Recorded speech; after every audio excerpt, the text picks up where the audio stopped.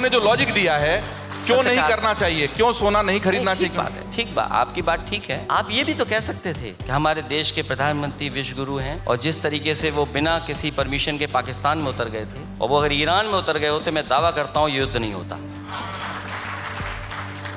अगर भारत के प्रधानमंत्री ईरान के साथ खड़े हो गए होते तो युद्ध नहीं होता। अब आप बताइए, 80 करोड़ लोग तो खाना खाते हैं वो राशन वाला, तो सोना किसके लिए कर रहे हैं आप? ये जो छोटी छोटी दुकानों से कमीशन तो मिलना नहीं है, तो उन्होंने कहा शोरूम बड़े बड़े खुलवा दो जिससे कमीशन इकट्ठा ले लिया जाएगा। तो आप ये कह रहे हैं कि राहुल गांधी के साथ गठबंधन होगा कांग्रेस के साथ, और आप दोनों फिर से उसी तरह? हमारा गठबंधन होगा। आपको क्या लगता है कौन से 3 प्रमुख मुद्दे होंगे जो चुनाव को प्रभावित करेंगे 2027 के? इस बार उल्टी गंगा बहेगी, क्योंकि माँ गंगा को धोखा दिया है इन्होंने।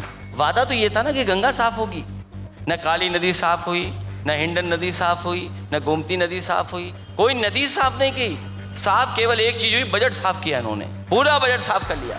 नहीं, अमेरिका की भी आपने बात कही, ये बात तो सही है कि आपने अभी दाम बढ़ने वाली बात की थी, लेकिन जो संकट है अंतर्राष्ट्रीय, उसमें दूसरे देशों में तो इससे कई गुना ज़्यादा दाम बढ़े हैं उसके मुकाबले। और अगर तेल नहीं आ पा रहा है ईरान से और हुर्मुज का संकट है, तो उसको किस तरह से आप, और सोना अगर हम इतना ज़्यादा आयात करेंगे तो हमारे विदेशी मुद्रा भंडार में जो कमी आएगी वो आगे जाकर दिक्कत देगी।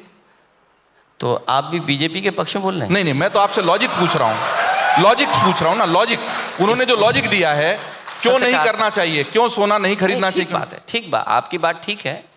आप ये भी तो कह सकते थे कि हमारे देश के प्रधानमंत्री विश्व गुरु हैं और जिस तरीके से वो बिना किसी परमिशन के पाकिस्तान में उतर गए थे, और वो अगर ईरान में उतर गए होते, मैं दावा करता हूँ युद्ध नहीं होता। मैं दावा करता हूँ आज भी आपको, और ये बात मैं बड़े जिम्मेदारी के साथ कहता हूँ, हो सकता है ये मेरा विचार हो। अगर भारत के प्रधानमंत्री ईरान के साथ खड़े हो गए होते तो युद्ध नहीं होता। और ये बात आज नहीं, कल नहीं, परसों दुनिया के एक्सपर्ट कहेंगे। और फिर सोने की बात, अरे तुमने 10 साल सोना ही तो इकट्ठा किया है, उसकी वजह से महंगाई है। ये महंगाई किसी की कमी की वजह से नहीं है। अब आप बताइए, 80 करोड़ लोग तो खाना खाते हैं वो राशन वाला, तो सोना किसके लिए कर रहे हैं आप?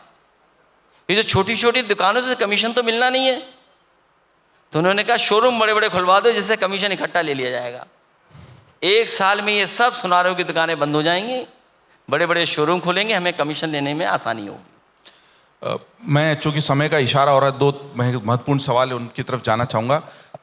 2027 के चुनावों के लिए समाजवादी पार्टी और कांग्रेस का गठबंधन होगा, फिर से 2 राहुल गांधी और अखिलेश यादव हमें एक साथ प्रचार करते हुए दिखाई देंगे या नहीं देंगे? कई गठबंधन हम लोगों ने किए हैं, गठबंधनों का अनुभव हमारे पास है, और हमेशा समाजवादियों ने लाभ दिया है दूसरों को, कभी धोखा नहीं दिया है। जो गठबंधन आज हमारा है वही आगे चलेगा गठबंधन, और सवाल सीट का नहीं होगा। मैं आज भी कहता हूं आपसे, लोकसभा के चुनाव में भी सवाल सीट का नहीं था, सवाल जीत का था। वही फार्मूला फिर होगा, सवाल सीट का नहीं होगा, सवाल जीत का होगा। इंडी गठबंधन के बाद तो किसी भी राज्य में आगे फिर उस तरह का गठबंधन आगे चला ही नहीं, लेकिन हमें चलाने का अनुभव है, हमें गठबंधन करने का भी अनुभव है। तो आप ये कह रहे हैं कि राहुल गांधी के साथ गठबंधन होगा कांग्रेस के साथ, और आप दोनों फिर से उसी तरह? हमारा गठबंधन होगा, और इसीलिए मैंने कहा कि हमारा गठबंधन जो होगा वो जीत के आधार पर होगा, सीट की संख्या के आधार पर नहीं होने जा रहा है। आपको क्या लगता है कौन से 3 प्रमुख मुद्दे होंगे जो चुनाव को प्रभावित करेंगे 2027 के? इस बार उल्टी गंगा बहेगी, क्योंकि माँ गंगा को धोखा दिया है इन्होंने। आप बताइए, जो गोमती हमारे लखनऊ की है, इसका बीओडी पैरामीटर क्या है, सीओडी पैरामीटर क्या है, डीओ पैरामीटर क्या है, जो हमारी जो बैक्टीरियल काउंट है उसका पैरामीटर क्या है, समाजवादियों ने साफ करके दिखाया था। ये इसीलिए बंद किया गया है क्योंकि हम लोगों ने साबरमती से अच्छा बना दिया, और यही गोमती अंत में सैदपुर में, गाजीपुर में जाकर के गंगा से जुड़ जाती है। वादा तो ये था ना कि गंगा साफ होगी, न काली नदी साफ हुई, न हिंडन नदी साफ हुई, न गोमती नदी साफ हुई, कोई नदी साफ नहीं की। साफ केवल एक चीज हुई, बजट साफ किया इन्होंने, पूरा बजट साफ कर लिया। अखिलेश जी, ये सारे मुद्दे लगातार विधानसभा में, सड़कों पर मुखरता से उठते हुए दिखते क्यों नहीं है? नेताजी के समय भी विपक्ष में बैठकर आप इसलिए सत्ता में आए क्योंकि आपने जनता के, अभी ऐसा लगता नहीं कि ये मुद्दे लगातार उतनी मुखरता से उठ रहे हो, सरकार को उस तरीके से आप कोशिश कर रहे हो कि वो अनकंफर्टेबल हो? आपने एकदम सही सवाल पूछा है कि हम लोग क्यों नहीं आगे आ रहे हैं। हम लोग लगातार आगे आ रहे हैं, लेकिन भारतीय जनता पार्टी इतनी होशियार है कि आपके वोटर लिस्ट में गड़बड़ कर देगी। बताइए, बंगाल में 27 लाख लोग वोट नहीं डाल पाए, 27 लाख लोग। और यूपी में देखिए क्या खेल खेल रहे थे, वो तो हम लोगों ने पकड़ लिया। तो यहाँ भी हुआ? नहीं, हाँ वही बात है, पकड़ लिया हम लोगों ने बीजेपी के लोगों को। यहाँ पर पकड़ा हम लोगों ने एक नंदलाल निषाद, हमारे कश्यप, सुल्तानपुर में उन्हें दस्तखत करना नहीं आता, उनसे दस्तखत करवा लिए इन्होंने। मैंने बड़ी मेहनत से और बड़ी सूझबूझ से उन्हें बुला करके पूछा कि भाई दस्तखत कर लेते हो? बोले साहब हम तो अंगूठा मारते हैं। सोचो, बीजेपी के लोगों ने दस्तखत करा करके समाजवादियों के वोट कटवाए। मैंने कहा जो हमारे नंदलाल को लेकर के आएगा हम उसे 1 लाख रुपए देंगे। और हमें खुशी इस बात की कि नंदलाल हमारी पार्टी कार्यालय में आए, उन्होंने खुलासा कर दिया कि वो दस्तखत नहीं कर पाते, अंगूठा मारते हैं। बताइए अभी तक किसी पे कार्रवाई हुई है? नहीं, तो चुनाव आयोग को इसकी शिकायत? दूसरे दशरथ, देखिए चुनाव आयोग ने खुल के कहा है कि किसी का नाम कटा है और दस्तावेज हैं तो प्रमाण सहित सौंपिए। राहुल गांधी भी बड़े बड़े प्रेजेंटेशन देते रहे लेकिन प्रमाण नहीं दिए। आप सवाल तो समझो।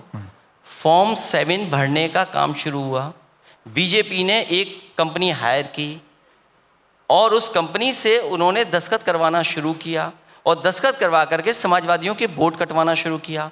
हमने दशरथ को पकड़ लिया जो दस्तखत करना नहीं जानता था, उसके भारतीय जनता पार्टी के लोगों ने दस्तखत कराए थे। इलेक्शन कमीशन ने कोई कार्रवाई नहीं करी और सरकार के लोगों ने कोई कार्रवाई नहीं की। नहीं, क्या एक शिकायत हुई है? विधिवत शिकायत हुई, बाकायदा सबको बोला 1 लाख रुपए इनाम दिया। और दूसरा मैं बताता हूं आपको, शिकायत मेरी कॉन्स्टिट्यूंसी में मेरे ही नगर अध्यक्ष थे, उसके फर्जी दस्तखत कर करके हमारे ही वोटर का वोट काट लिया। हम लोगों ने इलेक्शन कमीशन से और जिलाधिकारी से शिकायत की, बाद में उन्होंने गलती स्वीकार की, उसका वोट रीस्टेट किया और उसका परिणाम यह हुआ कि यूपी में फॉर्म 7 बंद हो गया, फॉर्म 7 नहीं भरा गया। एक जिलाधिकारी से मैंने कहा कि तुमने हमारी कॉन्स्टिट्यूंसी में, एक विधानसभा में 10,000 फॉर्म 7 बनवा के रखे हुए थे। बोले नहीं भरवा रखे थे, वो हम सब पकड़ लेते। पकड़ने से पहले जिलाधिकारी ने वहाँ के अधिकारियों से मिलकर के उसे पूरा जला दिया कि कटवा दिया, हमें नहीं पता। आप चाहो तो अलग से मैं डीएम का नाम ले दूंगा, आप डीएम से पूछना कि हमारी विधुना विधानसभा में 10,000 फॉर्म 7 नकली फर्जी बनवा के बैठे हुए थे बीजेपी वाले कि नहीं बैठे हुए थे। तो हम लोगों ने फॉर्म 7 रोका है। ये वोटर लिस्ट में गड़बड़ी करना चाहते हैं। हम वोटर लिस्ट बचाएं, अपने वोटर को बचाएं, और हमारी कोई मदद नहीं कर रहा है, ना चुनाव आयोग मदद कर रहा है, ना सरकार मदद कर रही है। हमें खुशी है हमारे पीडीए प्रहरी और समाजवादी पार्टी कार्यकर्ता अपने बूथ पर अपना वोट बचा रहे हैं। बहुत अच्छी बात है। उम्मीद करते हैं कि एसआईआर को लेकर आप इतनी अलर्ट बने रहेंगे और अपने वोटर कहीं चले न जाएं या उनका नाम न कट जाए, उसको लेकर जागरूक रहेंगे। अखिलेश जी, चुनाव आते आते बहुत सारी बातें होंगी राजनीति पर।